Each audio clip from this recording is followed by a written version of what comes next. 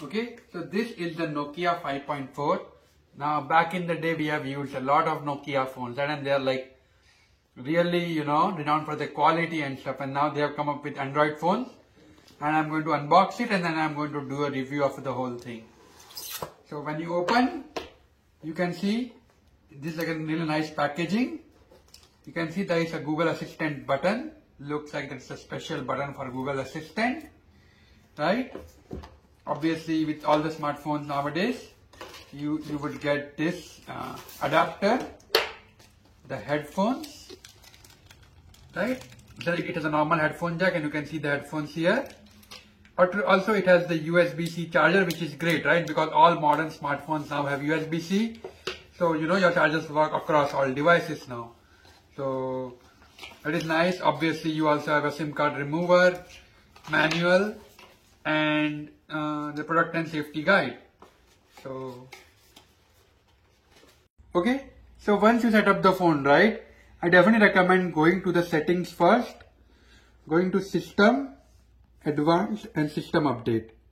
You can see I am up to date, but I have to update like twice or thrice now. So today is May 1st, May 2nd, so I had like 3 updates. You might have more as the time passes on. So you have to update it a few times. But once you update it and it's like up to date version, and this is what you will see, right? There's also a My Phone app. When you click on it, right, you can sign into Nokia and you can get customer support. Basically, they have a customer support built in. Also, a lot of other, interesting apps and stuff that they recommend that you can use. So, you can also find the Nokia store. You can see community and support. So it has a Nokia phone support. Now you can see how smooth this whole thing is. You don't really need to worry about anything. It works as you would expect. It's very super smooth. It has a bunch of stuff like wallpapers and all the standard Android apps with Google Lens, FM radio. So one nice thing is it has FM radio. Not all phones have it. So the fact that this has FM radio, I think makes it kind of special. So super nice. I actually do listen to FM radio. So now I don't need to carry something else. I can just use this one.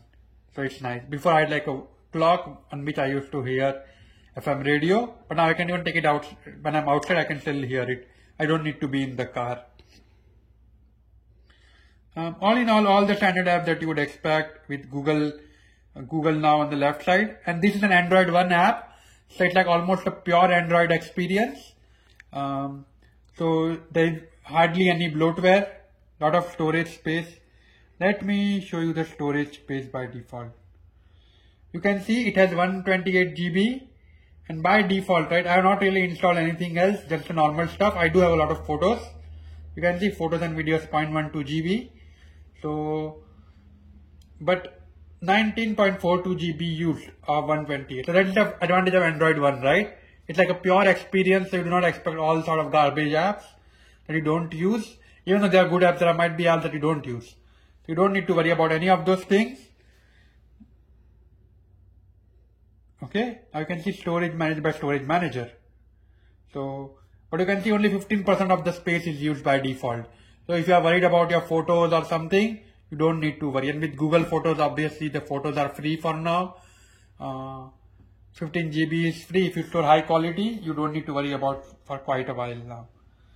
So, yep. And you can see maximum space is just the system, but there is no other bloatware apps that you don't want to use. So,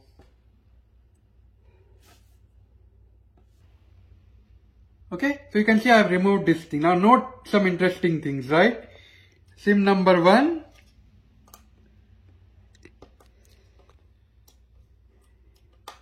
SIM number 2 and memory card. So note the awesome thing. It's a dual SIM phone with memory card. So what that means is, you can see I put the SIM cards in and you can see 2 networks here, 2 network icon. I'm going to go to the storage and you can see SD card, 99.8 MB used of 31.26 GB. So in short, it has a lot of features, right? dual cards. If I go to the network,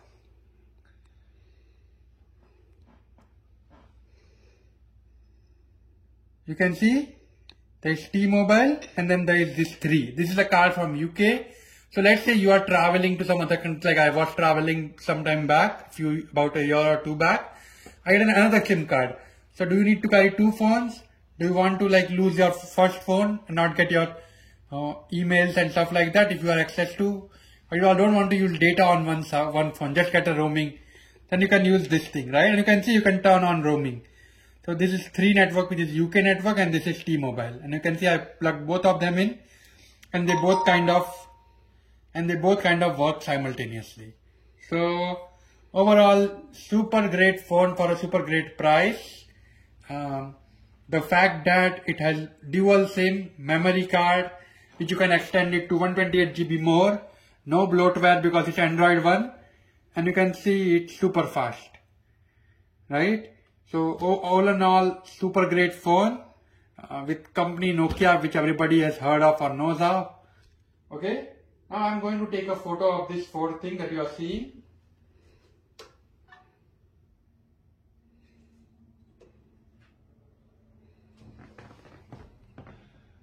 So very happy with the photo quality as well. Actually, it's like colors are very accurate and looks really nice. And when I zoom in, you can see I don't lose quality or detail. You can see on zooming in, I can still see a lot of details. So, yep, great camera as well, right? So overall, I am very happy with it. Dual SIM is going to help when I start traveling again. Also, if you just have 2 SIM cards just for any reason, dual SIM just helps. In that case, you want to keep your work versus home life separate. Phone, like, separate phone number for both. And have an SD card as well. That way you can have a lot of storage for photos. And nowadays, almost all companies are charging you money to store your photos. If you have something like a memory card, you can just store all your photos up to 128 GB or even more, 256 GB in an SD card, right? And not pay anything. So very happy with all the features and works great. Okay, I definitely recommend it to everybody. Thank you.